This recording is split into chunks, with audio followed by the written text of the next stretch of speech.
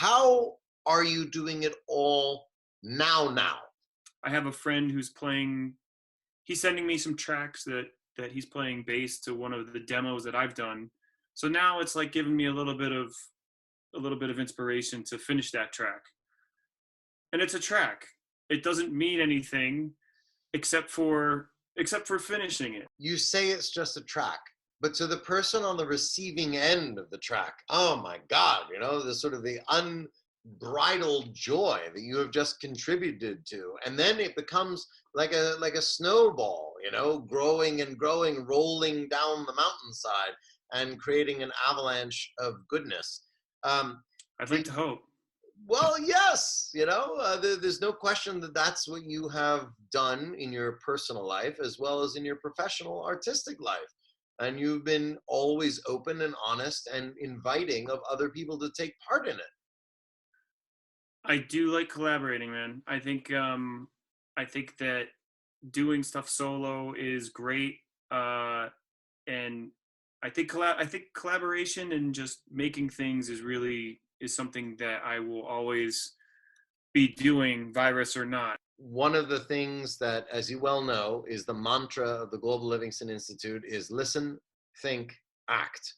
And I'm wondering if you wouldn't mind commenting in this particular strange point in our history of how that mantra of listen, think, act might affect you and your own actions in a personal perspective as well as a artistic professional one.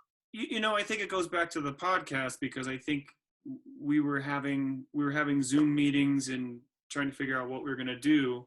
So the listen was 3 weeks of kind of riffing on ideas, thinking about where everyone was at. And I love how the 8 of us on the podcast team we check in with each other. You tell us something about what you learned today, or what's your vibe today. Like, we give each other enough time and space to check in. So I definitely feel like there's been a lot of listening going on.